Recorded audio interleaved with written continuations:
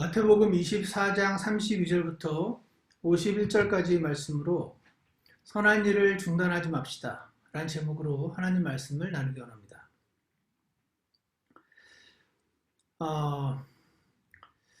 예수님이 다시 오신다는 말씀은 하나님 말씀에 기록되어 있는 놀라운 진리임에도 불구하고 세기 말마다 나타나는 여러 가지 현상들로 인해서 많은 사람들이 그 믿음이 식어지고 있는 것을 보게 됩니다.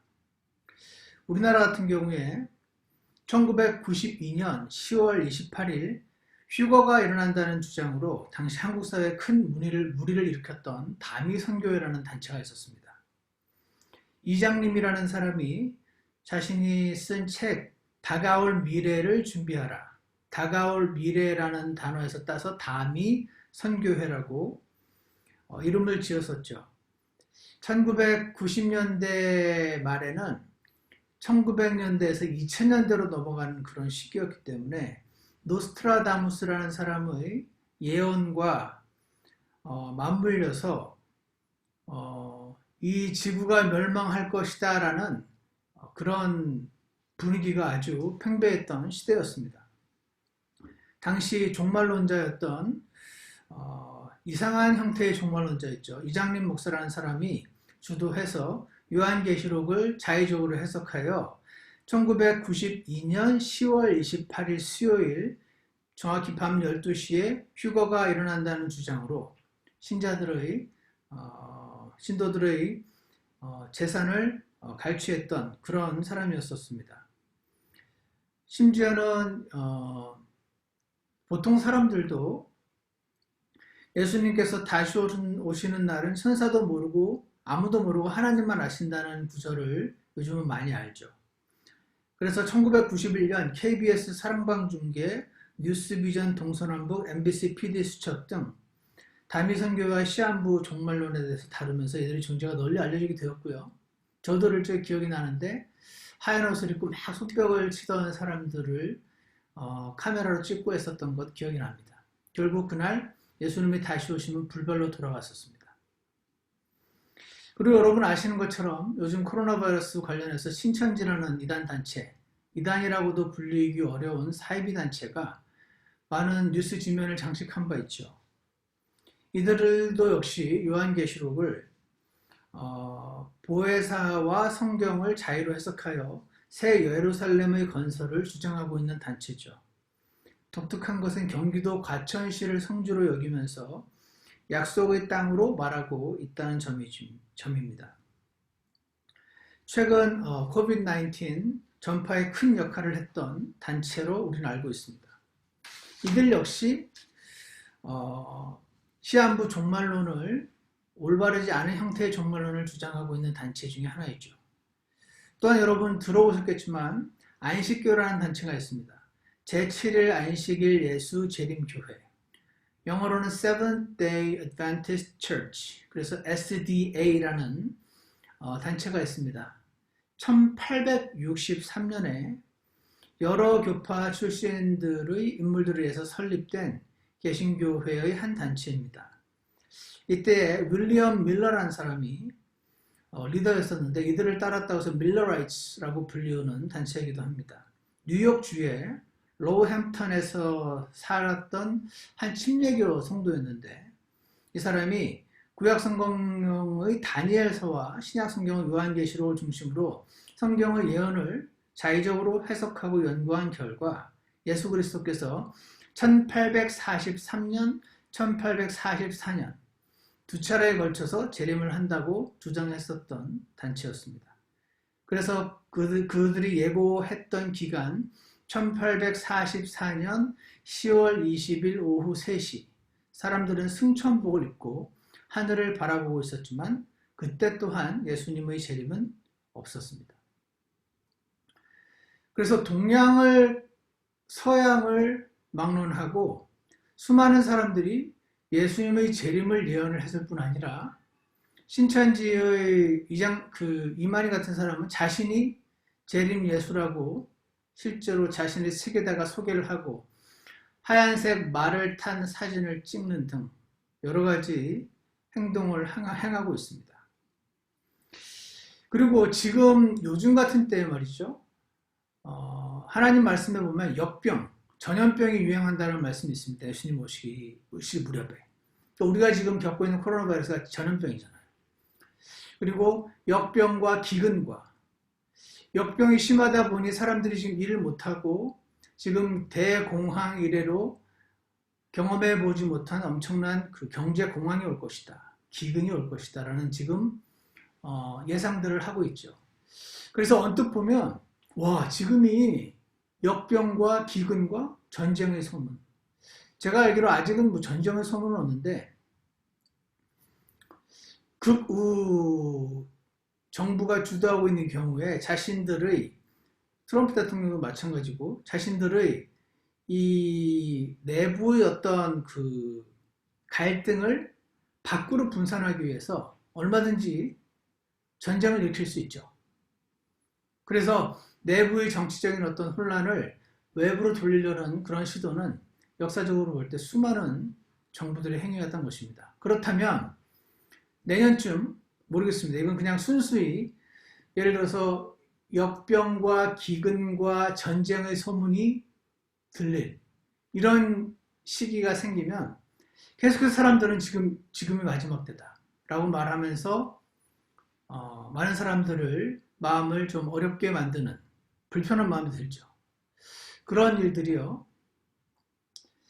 여러분 그런데 이런 일들이 시시때때로 틈만 나면 세기가 바뀔 무렵마다 있었던 것을 우리는 객관적으로 볼 수가 있어요.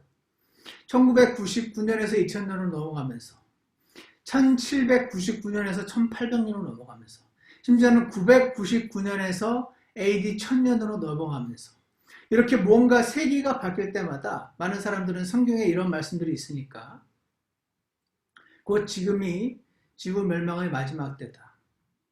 예수님이 곧 재림하신다고 하면서 저는 지금 21세기 이 시기를 사는 사람으로서 옛날에 기억이 납니다. 1999년에서 2000년 넘어갈 때 Y2K라고 해가지고 컴퓨터 뭐 시스템으로 인해가지고 이 지구가 거의 이제 멸망한다고 사람들이 막 큰 땅을 사고 거기서 계속 먹고 살 수 있게 준비도 해놓고 막 이런 것이 있었습니다.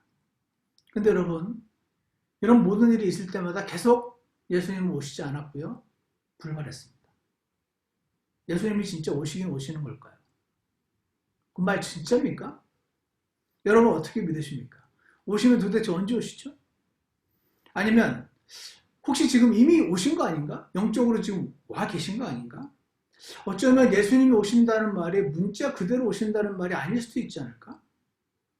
그런 생각을 하시는 분들도 있을 수가 있습니다. 시시때때로 등장했던 이 사이비 이단들 때문에 그리고 그들에게 속았던 경험들 때문에 우리의 이 예수님이 다시 오신다는 성경에서 말씀하신 복된 소망에 대한 복된 이 약속에 대한 소망이 시들어가기가 쉬운 때 우리가 지금 살고 있는 것이 사실입니다. 여러분은 어떠신가요? 여러분은 정말 예수님이 오신다는 걸 믿으시나요? 제가 들었더니 신천지 이만희뿐 아니라 온갖 이단의 괴수들은 전부 흰말 타고 다 사진 한 장씩 다 찍었더라고요. 유튜브에서 보니까. 이 이단들의 특징이요. 14만 4천 명을 그렇게 좋아합니다. 신천지뿐 아니라 여호와의 증인들도 자신들이 그 14만 4천에 들어가야 한다고 주장을 하고 있죠. 성경을 해석하는 데 있어서 여러분 가장 중요한 원칙은요. 이게 지금 이 성경이 누구에게 쓰여진 글인가 하는 것을 파악하는 것입니다. 요한계시록은 AD 90년경에 살고 있었던 크리스찬을 향해서 써졌던 책이죠. 1차적으로.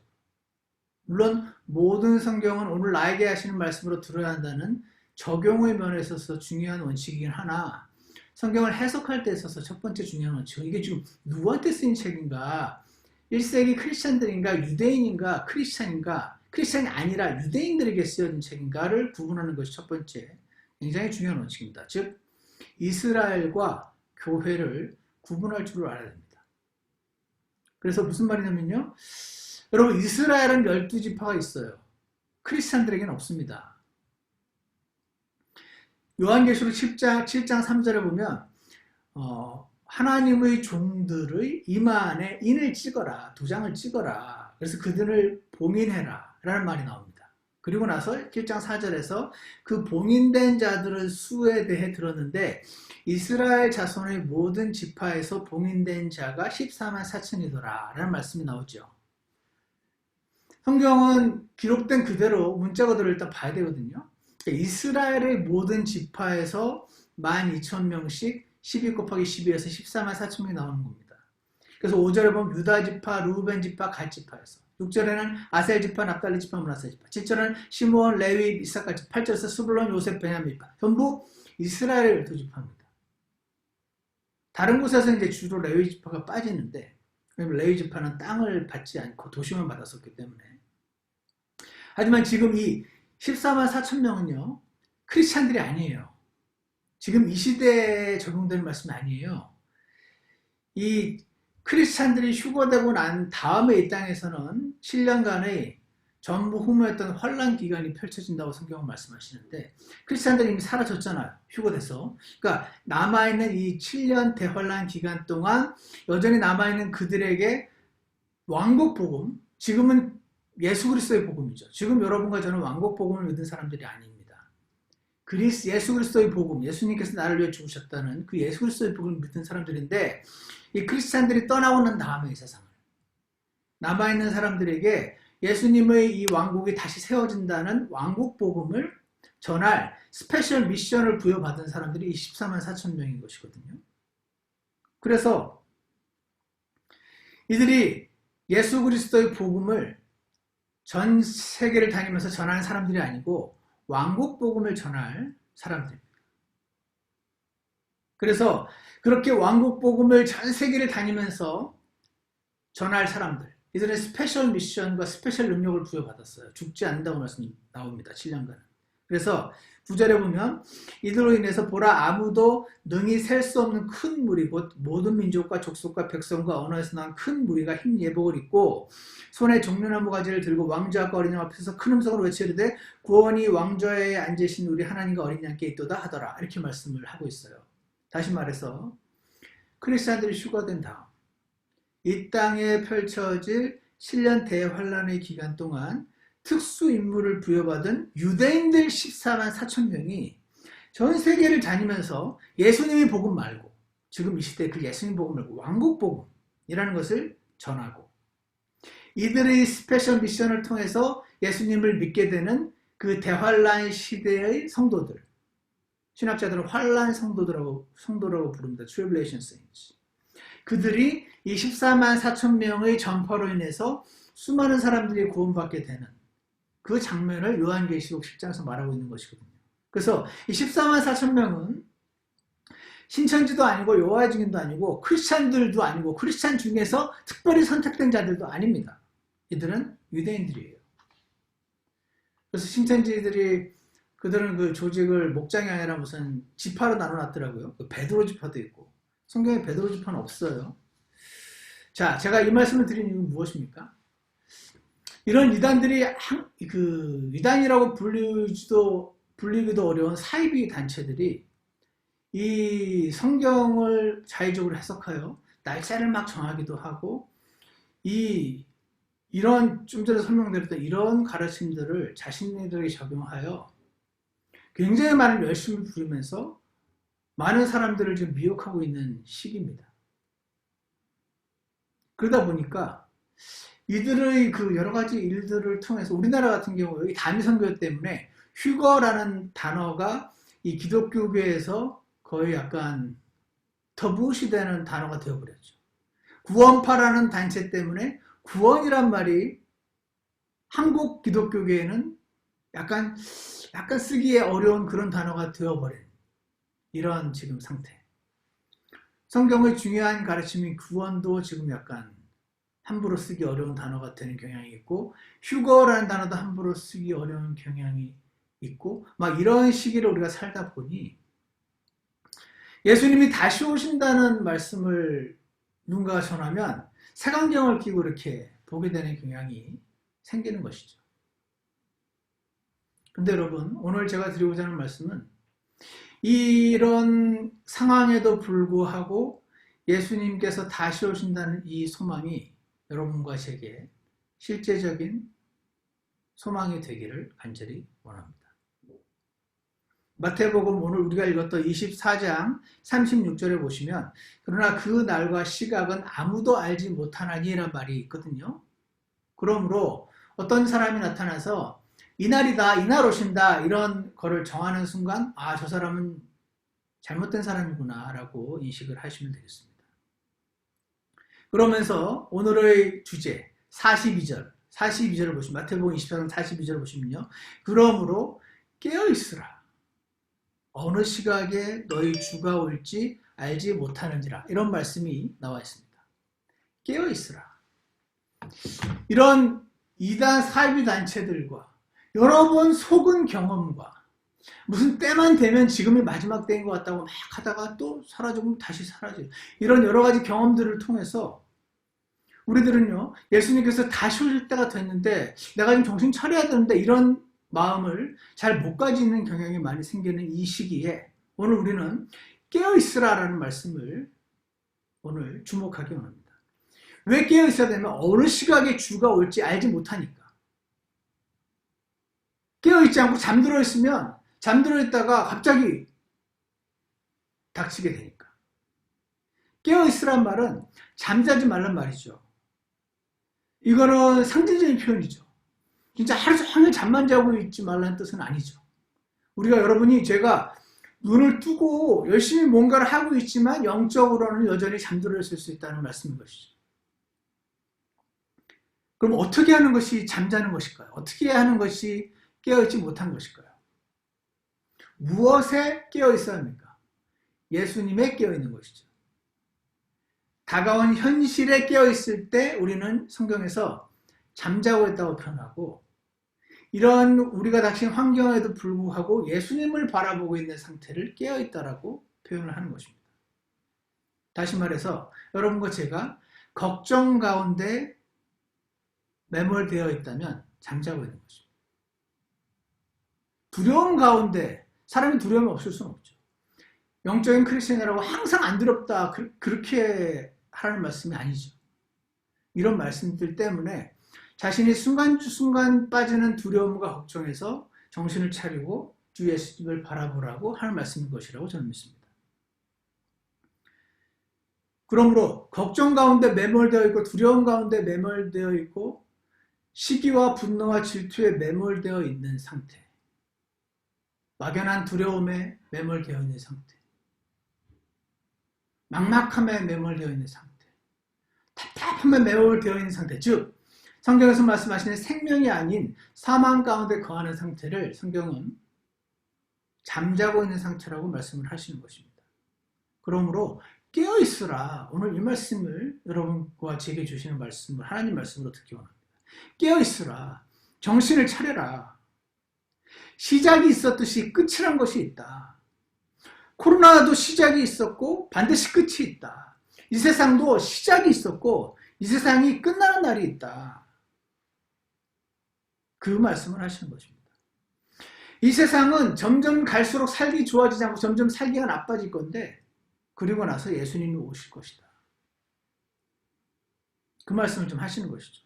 그리고 43절을 보시면 그러나 이것을 알라. 만일 집주인이 도둑이 어느 경점에 올 줄 알았더라면 깨어있을 것이다. 도둑이 새벽 3시 33분에 올 거라는 걸 알았으면 자다가도 그 무렵에 알람 해놓고 깨워놓아서 지키면 되는 거잖아요. 그래서 자기 집이 뚫리지 않게 하였으리라 이렇게 말씀을 하시고 있습니다. 깨어있지 않으면 뚫린다. 그 말씀인 겁니다. 주인이 안 깨어있으면 당신의 집이 뚫리게 될 것이다. 이 말씀을 하시는 것입니다.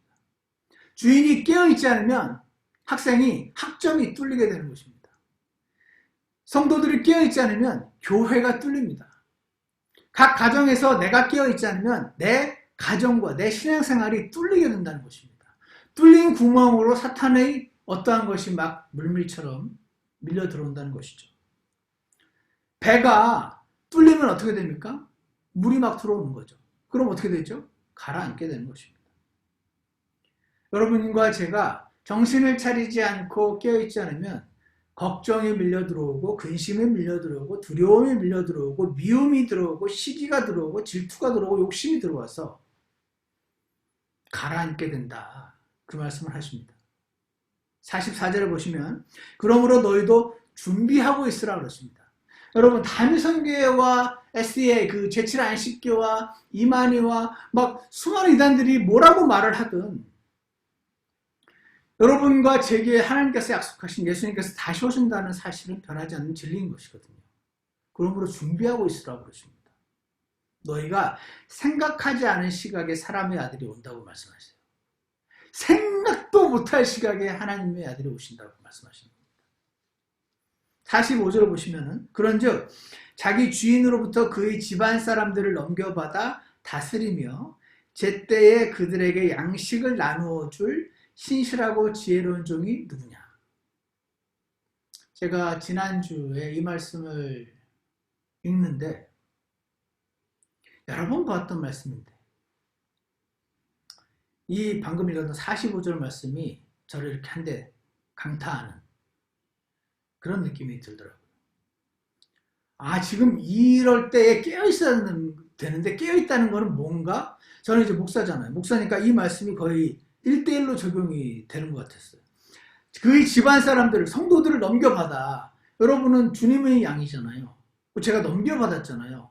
그 언더 셰퍼드로 넘겨받아 잘 다스리며, 다스린다는 것은 카티스테임이라는 단어에서 to assign a duty, put in charge, 어떤 charge를, 역할을 받게 된 거죠. 잘 다스리며 제때에 그들에게 양식을 나누어 줄. 목사에게 있어서 깨어있는다는 것은 제때에 성도들에게 하나님 말씀이라는 양식을 잘 요리해서 나눠줘야 되는 거구나 라는 생각을 예전에도 뭐 안 한 건 아닌데 지난주에 이 말씀을 제가 읽으면서 주님이 제게 말씀을 하시더라고요. 제때에 그들에게 양식을 나누어 줄 신실하고 지혜로운 종이 누구냐? 주님이 이런 자들을 찾고 계시는구나. 이 마지막 때, 이 정신없는 때에 여러 가지 막 두려운 일이 생기고 여러 가지 쾌락, 두려움이 없으면 이거 지나가면 쾌락거리에 막 빠져있는 우리들을 하나님께서 정신 차려라, 정신 차려. 수많은 이단들에 의해서 너희들이 그 마음이 무뎌도 쓸지 몰라도 예수님이 다시 오신다는 거는 진짜다. 깨어있어야 되는데 깨어있다는 건 뭐냐? 제때 그들에게 양식을 나눠줘야 된다. 양식을 내가 만드는 게 아닌 거죠. 주님에게서 마치 옛날에 오병이어의 그 주님이 주시면 그걸 떼어서 받아서 나눠줬던 종들처럼 아, 내가 그 일 해야 되는 거구나. 제대로 잘. 주님이 이렇게 말씀해 주시더라고요. 그러면서 이런 생각이 들었습니다. 이게 목사에게만 주신 말씀일까? 마태복음 24장이? 아니잖아요. 이 적용을 확장해야 될 거 아닙니까? 아, 여러분 한 분 한 분이 모두 하나님으로부터 양식을 얻은 사람이라는 거를 에 대해서 어떻게 생각하십니까? 여러분 복음을 먼저 듣고 믿은 사람들이잖아요. 여러분은 양식을 어떤 사람은 좀 많이 어떤 사람은 좀 적게 하지만 다 받은 사람들인 겁니다. 그래서요, 저는 목회자로서 여러분들이 하나님 말씀이라는 그 음식을 잘 요리해서 맛있게 잘 소화되게 먹고 건강해지게 건강식으로 그렇게 최선을 다해서 준비를 해야 되구나. 그죠? 그리고 동료 종들, 여러분이 저희 동료 종들이잖아요. 동료 종들을 막 때리지 마라. 그래갖고 막 동료 종들을 막 때리고 이제 막 여러 가지 너무 편하니까 막 마시고 막 정신 못 차리고 이렇게 하지 말아라, 주의해라 이렇게 말씀을 하시더라고요. 그럼 저는 그렇고 당신은 어떠신가요? 아버지들은 어떻게 되는 거예요? 적용은 천차만별일 거라고 생각하지만 아무래도 양식을 나눈다는 말씀 때문에 저는 계속해서 이 아버지들이 가정 예배를 일주일에 한 번씩이나마 인도를 하셔서 아버지에게 그 위치에 두셨다는 이유로 주신 어떤 것을 나눠주는 역할을 좀 해주셔야 되는 거 아닌가. 이런 부담을 주시더라고요.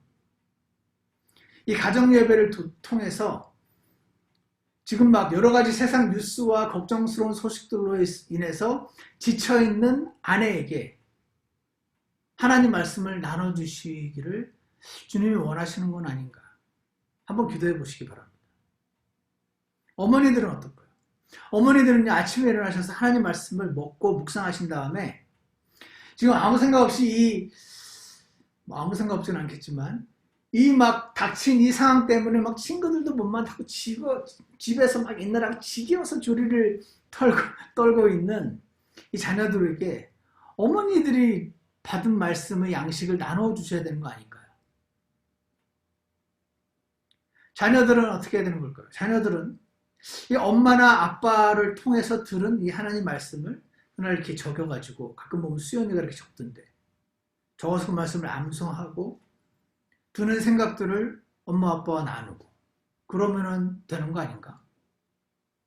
뭐 이것만이 적용이라고 할 수는 없죠. 또 여러 가지 사정을 해서 혼자 계신 분들도 계시죠. 혼자 계신 분들은 어떻게 하는 게 좋을까? 얼마 전에 우리 이상원 형제님이 제안을 하신 것 같던데 설교 말씀 한 편, 지금 유튜브에 보시면 우리 설교 쫙 있잖아요. 설교 말씀 한 편을 듣고 간단하게라도 요약을 해서 다른 성도들께 나누어 주실 수도 있죠. 그렇게 하면 양식을 받아서 나누어 주는 종 역할을 하는 거 아닌가. 그런 생각을 주시더라고요. 혹은 이런 것도 가능하죠. 요즘 이 코비드 19 때문에 대부분 막 교회 못 가고 있잖아요. 옛날에는 교회를 다녔던 애들도 못 다니고 있을 뿐더러 아직 믿음이 없는 분들 계시잖아요. 믿음이 없는 친구들.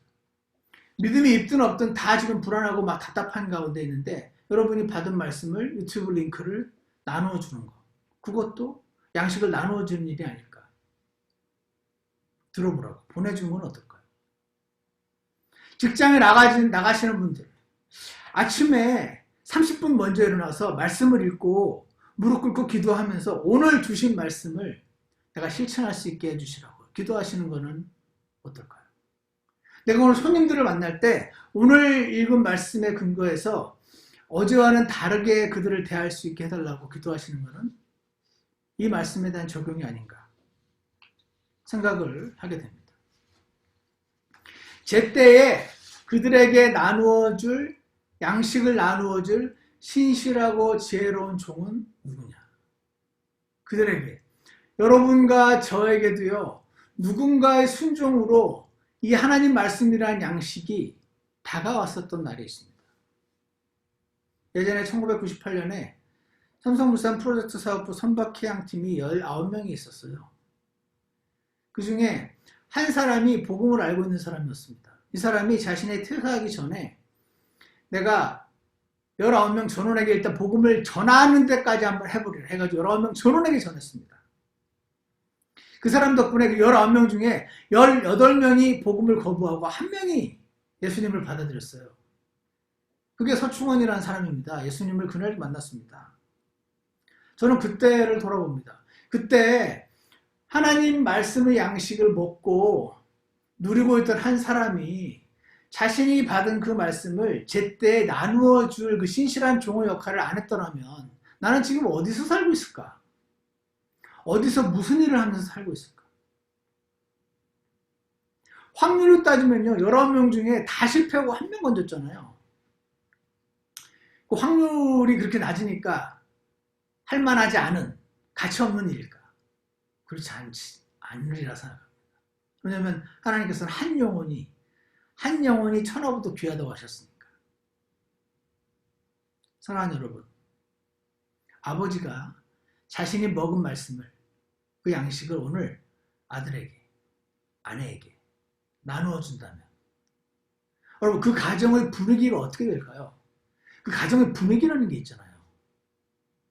저도 제가 말씀을 먹고 아이들에게 나눠주고 아내에게 나눠줄 때 우리 집의 분위기랑 제가 혼자 뭐 딴 일하고 있어서 그냥 잠잠한 분위기랑 분위기가 완전히 다른 걸 느낍니다.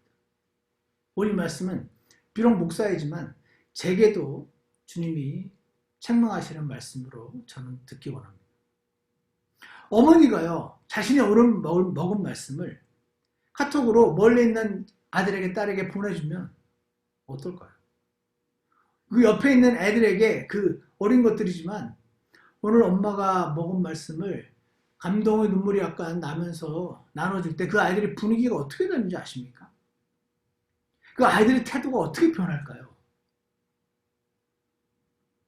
자신이 은혜를 받은 그 말씀을 아직 지금 교회도 못 나가고 있는 친구들에게 나누어주게 될 때 그들의 인생이 어떻게 변화될까요?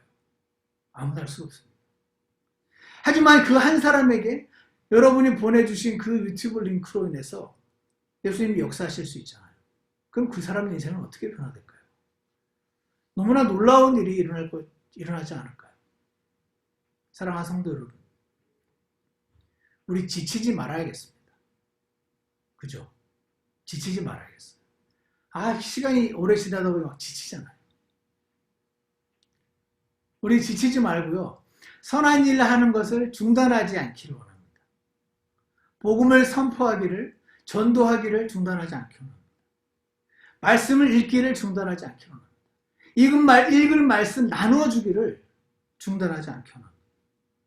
어떤 방식으로든 하나님의 교회를 섬기는 것을 중단하지 않기를 원합니다. 말씀을 받아서 제때 양식을 나눠주는 것은 1차적으로 저 같은 목사에게 굉장히 적용하기에 좋은 말씀이지만 제게만 주신 말씀이 아닐 거라고 믿습니다. 당신도 하나님께서 누군가를 이렇게 케어하고 돌보라고 맡겨주신 양들이 있어요. 우리 선한 일을 하는 것을 중단하지 않게. 나에게 매몰되어 있으면 그 일이 중단이 됩니다. 그 일이 중단이 되면 우리는 잠자게 됩니다. 잠자게 되면 깨어있지 않게 되고 어느 날에 주님 오실지 우리는 잊어버리게 됩니다. 게다가 주변에서 도와줍니다. 이단들 사이비들이 도와주고 세상이 도와주고. 사랑하는 성도 여러분, 지치지 말고 선한 일 하기를 중단하지 않기를 오늘 결심하는 복된 날 되시길 주 예수님 이름으로 축원합니다. 기도하겠습니다. 사랑하는 하나님 아버지, 오늘 여러 가지 상황으로 인해서 정신을 차리기 힘든 그런 시대를 우리가 살고 있음에도 불구하고 오늘 깨어있으라고 말씀하신 주님의 음성이 새삼스레 저희 귀에 새롭게 들리게 해주시기를 간절히 원합니다. 나 자신에게 내 가족에게만 매몰되어 있을 때에 해결책은 없고 잠자는 상태가 된다는 사실을 기억하게 도와주시고 주님께서 시작하신 선한 일을 우리가 지치지 않고 중단하지 않게 되기를 간절히 원하오니 주님, 우리 각자가 오늘 주님 앞에 나가서 기도를 드릴 때에 저희가 중단한 것이 어떤 것인지 기억나게 해주시고 지치지 않고 그 일들을 계속해 나갈 수 있도록 더 새로운 방식으로 해나갈 수 있도록 그렇게 저희들을 축복해 주시기를 간절히 원합니다. 감사를 드리며 예수 그리스도 이름으로 기도드렸습니다. 우리 다 같이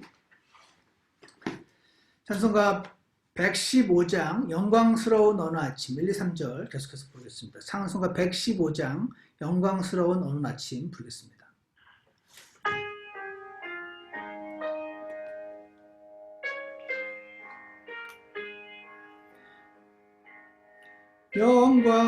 영광스러운 어느 아침 슬픔이 없는 평화의 날 시련의 날은 다 지나고 하늘문 열려 주 오시리 영광의 그날 주 오시리 영광의 그날 싸움 끝나 승리 외치며 주 오실 때 너와 날 위한 영광의 날 슬프던 마음 밝아지고 어두운 세상 작별할 날 주처럼 몸이 변화되어